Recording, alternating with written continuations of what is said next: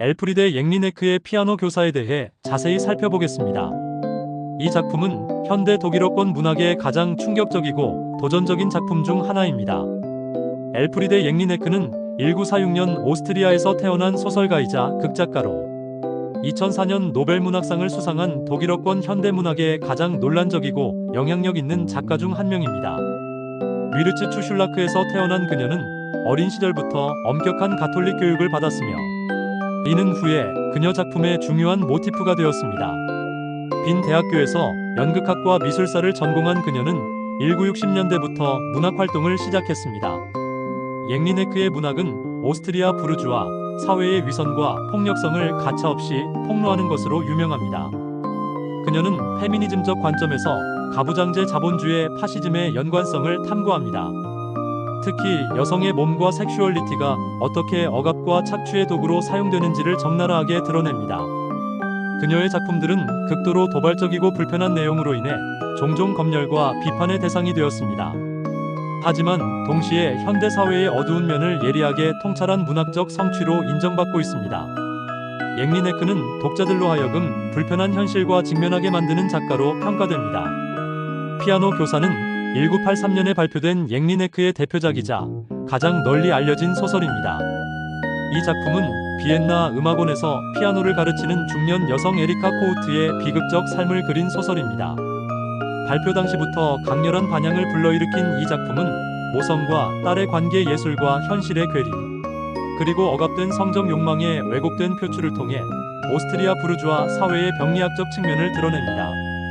이 소설의 가장 충격적인 측면은 주인공 에리카의 성적 일탈과 자해 행위들입니다. 앵리네크는 이를 통해 여성이 가부장제, 사회에서 겪는 억압이 어떻게 자기 파괴적 행동으로 이어지는지를 보여줍니다. 동시에 예술가의 삶, 특히 여성 예술가가 직면하는 현실적 제약들도 날카롭게 비판합니다. 작품은 2001년 미하엘 하네케 감독에 의해 영화화되어 칸 영화제에서 황금종려상을 수상하며 세계적인 주목을 받았습니다. 앵리네크의 문체는 극도로 냉소적이고 분석적입니다. 그녀는 감정적 동조를 거부하고 독자들로 하여금 불편한 현실과 직면하게 만듭니다. 피아노 교사에서도 이러한 특징이 두드러지게 나타납니다. 전통적인 동정이나 카타르시스를 제공하지 않는 대신 독자들은 인간 존재의 어두운 면과 사회 구조의 폭력성을 있는 그대로 마주하게 됩니다. 소설의 주인공인 38세의 에리카 코우트는 비엔나 음악원에서 피아노를 가르치는 독신 여성입니다. 그녀는 여전히 80세의 어머니와 함께 살고 있으며 이 기이한 동거는 소설 전반을 관통하는 핵심적 갈등의 원천입니다. 에리카의 어머니는 극도로 지배적이고 소유욕이 강한 여성으로 딸의 삶을 완전히 통제하려 합니다. 어머니와 딸의 관계는 사랑과 증오, 의존과 반발이 뒤섞인 복잡한 양상을 보입니다. 어머니는 에리카가 위대한 피아니스트가 되기를 원했지만 딸의 재능은 그 꿈을 실현하기에 부족했습니다. 대신 에리카는 음악원의 교사로 안주하게 되었고 이는 어머니에게는 실패의 증거이자 동시에 딸을 영원히 자신 곁에 묶어둘 수 있는 수단이 되었습니다. 에리카의 일상은 극도로 규칙적이고 억압적입니다. 그녀는 매일 같은 시간에 일어나고 같은 경로로 음악원에 가며 같은 방식으로 학생들을 가르칩니다. 집에서는 어머니의 감시 아래 피아노 연습을 하거나 독서를 합니다. 어머니는 에리카의 모든 행동을 통제하려 하며 심지어 그녀가 무엇을 입을지까지 간섭합니다. 이런 억압적 환경 속에서 에리카는 점차 내적으로 왜곡되어 갑니다. 그녀는 겉으로는 냉정하고 완벽한 교사의 모습을 유지하지만 내면에서는 억압된 욕망과 분노가 끓어오르고 있습니다. 음악원에서 그녀는 학생들에게 엄격하고 때로는 잔인하게 대합니다. 특히 재능 있는 여학생들에게는 질투와 적대감을 드러냅니다. 이는 그녀 자신의 실패한 꿈을 상기시키는 존재들에 대한 분노의 표출입니다. 에리카의 성적 억압은 특히 심각합니다. 어머니는 딸이 남자와 관계를 갖는 것을 극도로 경계하며 에리카의 모든 사회적 접촉을 제한합니다. 에리카 자신도 정상적인 이성 관계에 대한 두려움과 혐오를 갖고 있습니다. 이러한 억압은 그녀로 하여금 왜곡된 방식으로 성적 욕구를 해소하게 만듭니다. 에리카의 억압된 욕망은 점차 기괴하고 파괴적인 방식으로 표출되기 시작합니다. 그녀는 은밀하게 포르노 영화관을 드나들며 거기서 자위행위를 합니다. 또한 공중 화장실에서 남성들의 성행위를 몰래 관찰하기도 합니다. 이러한 행위들은 에리카에게 왜곡된 형태의 성적 만족을 제공합니다. 더욱 충격적인 것은 에리카의 자해 행위입니다. 그녀는 면도날로 자신의 성기를 상처내며 이를 통해 자신의 몸을 통제하려 합니다. 이는 그녀가 다른 모든 영역에서 통제권을 상실한 상황에서 자신의 몸만큼은 스스로 지배하려는 절망적 시도로 해석됩니다. 동시에 이는 어머니로부터 받은 정신적 폭력을 자신에게 가하는 자기 파괴적 행위이기도 합니다.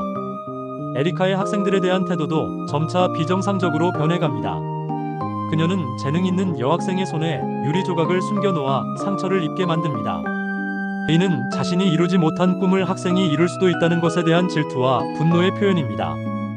에리카에게 학생들은 단순한 제자가 아니라 자신의 실패를 상기시키는 존재들입니다. 어머니와의 관계에서도 갈등이 격화됩니다. 에리카는 어머니에 대한 사랑과 증오를 동시에 느끼며 때로는 어머니를 해치고 싶은 충동을 억누르기 위해 고군분투합니다. 어머니 역시 딸의 변화를 감지하고 더욱 강하게 통제하려 하며 이는 악순환을 만들어냅니다. 두 사람의 관계는 점점 더 병리적이 되어갑니다. 에리카의 삶에 결정적 변화를 가져오는 인물이 나타납니다. 17세의 발터 클레머는 에리카의 새로운 학생으로 뛰어난 피아노 실력과 매력적인 외모를 지닌 젊은 남성입니다. 그는 부유한 가정 출신으로 자신감이 넘치며 에리카에게 이전에 경험해보지 못한 감정을 불러일으킵니다. 처음에 발터는 에리카를 단순히 존경받는 교사로 여깁니다. 그는 그녀의 음악적 지식과 기술을 인정하며 진지하게 배우려 합니다. 하지만 에리카는 발터에게서 단순한 학생 이상의 것을 느낍니다. 그녀는 그에게 성적 매력을 느끼기 시작하며 동시에 그의 젊음과 재능에 질투합니다. 에리카는 발터를 유혹하기 시작합니다. 처음에는 미묘한 방식으로 접근하지만 점차 대담해집니다. 그녀는 개인 레슨 중에 그에게 신체 접촉을 시도하고 음악과 관련 없는 개인적인 대화를 나눕니다. 발터는 처음에는 이를 교사의 특별한 관심으로 해석하지만 점차 에리카의 진짜 의도를 깨닫게 됩니다. 발터는 에리카의 접근에 혼란스러워합니다. 그는 연상의 여성, 특히 자신의 교사에게 성적 매력을 느낀다는 것을 받아들이기 어려워합니다. 하지만 동시에 그는 에리카의 지적 능력과 신비로운 매력에 끌립니다. 에리카는 발터와의 관계에서 처음으로 자신이 주도권을 쥘 수 있다고 느낍니다. 어머니와의 관계에서는 항상 종속적이었고 다른 사회적 관계에서도 수동적이었던 그녀가 발터 앞에서는 경험과 지위의 우위를 바탕으로 능동적으로 행동할 수 있었습니다. 결국 에리카와 발터 사이에 신체적 관계가 시작됩니다. 하지만 이는 일반적인 연인 관계와는 거리가 멀습니다. 에리카는 발터에게 자신의 성적 환상을 털어놓으며 그에게 자신을 지배하고 때로는 폭력을 가해줄 것을 요구합니다. 이는 발터에게 큰 충격을 줍니다. 에리카의 성적 욕구는 극도로 왜곡되어 있습니다. 그녀는 정상적인 애정 표현이나 부드러운 접촉을 원하지 않습니다. 대신 그녀는 고통과 굴욕을 통해서만 성적 만족을 얻을 수 있습니다. 이는 그녀가 어린 시절부터 받아온 정신적 폭력이 성적 영역에서 재현되는 것입니다. 발터는 에리카의 요구에 혼란스러워하면서도 점차 그녀의 세계에 끌려 들어갑니다. 처음에는 거부감을 느끼지만 그녀의 강렬함과 독특함에 매혹됩니다. 또한 17세의 미숙한 남성으로서 성적 경험에 대한 호기심도 작용합니다. 그는 에리카가 제시하는 비정상적 관계를 실험해보기로 결심합니다. 하지만 이 관계는 처음부터 파멸적입니다. 에리카는 발터에게 자신을 완전히 지배해줄 것을 요구하면서도 동시에 그를 통제하려 합니다. 그녀는 모순적인 메시지를 보내며 발터를 혼란에 빠뜨립니다. 그녀가 원하는 것은 복종이면서 동시에 지배이고 고통이면서 동시에 쾌락입니다. 시간이 지날수록 에리카와 발터의 관계는 더욱 비정상적이고 파괴적이 됩니다. 에리카의 성적 요구는 점점 더 극단적이 되고 발터는 이를 따라가기 어려워합니다. 그는 처음에 호기심과 매혹이 점차 혐오와 두려움으로 변해가는 것을 느낍니다. 에리카는 발터에게 자신을 때리고 모욕해줄 것을 요구합니다. 그녀는 이를 통해서만 성적 흥분을 느낄 수 있다고 주장합니다. 하지만 발터는 여성을 폭행하는 것에 대한 도덕적 거부감을 느낍니다. 갈등은 절정에 달합니다. 어느 날 에리카는 발터에게 편지를 써서 자신의 성적 환상을 상세히 기술합니다. 그 내용은 극도로 충격적이고 비정상적이어서 발터는 완전히 혐오감을 느낍니다. 그는 에리카가 정상적인 여성이 아니라 정신적으로 병든 존재라는 것을 깨닫습니다. 발터는 에리카와의 관계를 끝내려 합니다. 하지만 에리카는 이를 받아들이지 않습니다. 그녀는 발터에게 매달리며 자신 없이는 살 수 없다고 주장합니다. 하지만 동시에 그녀는 발터를 원망하고 저주합니다. 그녀의 감정은 사랑과 증오 의존과 거부 사이를 격렬하게 오갑니다. 에리카는 발터의 다른 여학생들과의 관계를 질투하며 그들을 해치려 합니다. 소설의 클라이맥스는 에리카와 발터 사이의 최종적인 대결에서 찾아옵니다. 에리카는 발터에게 마지막으로 자신의 요구를 들어달라고 애원합니다. 그녀는 그가 자신을 완전히 지배하고 파괴해주기를 원합니다. 이것만이 그녀가 느끼는 고통을 끝낼 수 있는 방법이라고 믿습니다. 발터는 처음에는 거부하지만 에리카의 끈질긴 요구와 조작에 넘어갑니다. 그는 마침내 에리카에게 폭력을 가합니다.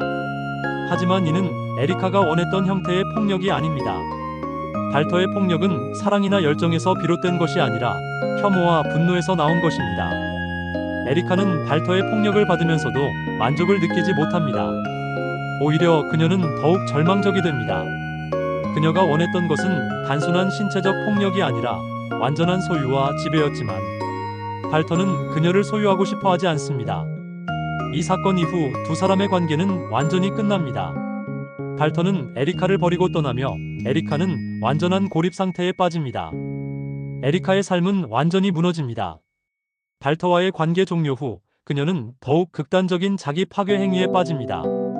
그녀는 거리에서 무작정 남성들을 따라다니며 위험한 상황에 자신을 노출시킵니다. 이는 자해의 다른 형태로 자신을 벌하고 동시에 어떤 형태든 감각을 느끼려는 절망적 시도입니다.